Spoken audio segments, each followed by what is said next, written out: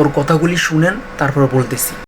আপনাদের লজ্জা শরম থাকা উচিত। আপনারা কুত্তা কোথাকারের, মানে কুত্তার প্রমাণ দিলেন যে আপনারা যে কুত্তা, এই প্রমাণ দিলেন আপনারা যে আপনাদের আসলে আপনাদের কপালে বিভাগ এমনি এমনি জুটে নাই।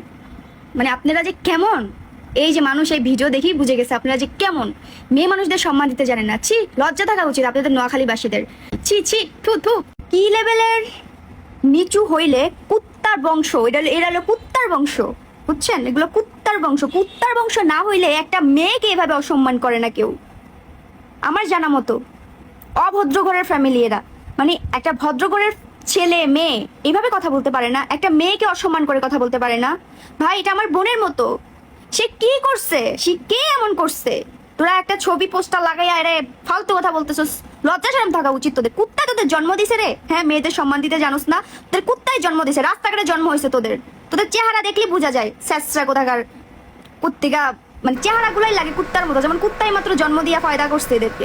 মেয়ে মানুষদের সে আসছে ভদ্রতা শিখাইতে, সে নারীদেরকে ইজ্জত দেওয়ার কথা বলতেছে, নারীদেরকে সম্মান দেওয়ার কথা বলতেছে।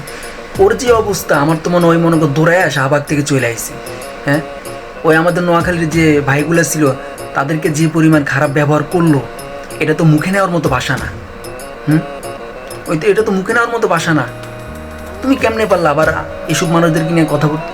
তুমি যে বলছো নোয়াখালীর মানুষদেরকে নিয়ে, নোয়াখালীর ভাইদেরকে নিয়ে তুমি এসব খারাপ কথা যে বলছো, এগুলো তো ভাষা মুখে নেওয়ার মতো না।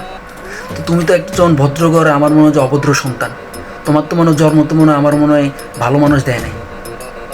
হ্যাঁ, কোনো এক রাতে, কোনো এক আধারে ভুলবশত মনে হয় কোনো এক পশুর ঘরে তোমার জন্ম হয়েছে। আমার মনে হয় অনেক পশু তোমার জন্ম দিয়ে দিছে, আমি উল্লেখ করলাম না। তাহলে তুমি তাদেরকে নিয়ে সুন্দরভাবে বলতে পারতা যে ভাইয়া এইভাবে আপনারা এই মেয়েকে নিয়ে এইসব কথা বলা উচিত হয় নাই। তাহলে তুমি যে পরিমাণ তাদের সাথে ব্যবহার করলা, আমরা তো মনে হয় আমরা এইসব ব্যবহার করিও নাই। এই পরিমাণ তুমি ব্যবহার কেমনে করলা? এসব ব্যবহার কেন করছো?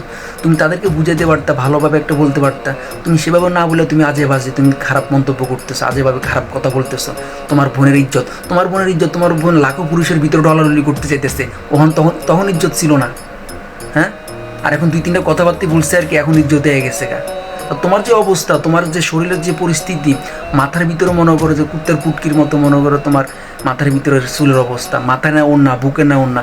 তুমি এসে ভদ্রতা শিখাইতে, আগে তোর ভদ্রতা তুই শিখ, তোর ভদ্রতা আগে তুই শিখ, তারপর তুই ভদ্রতা শিখাইতে আইস, প্রতিবাদ করতে আইস।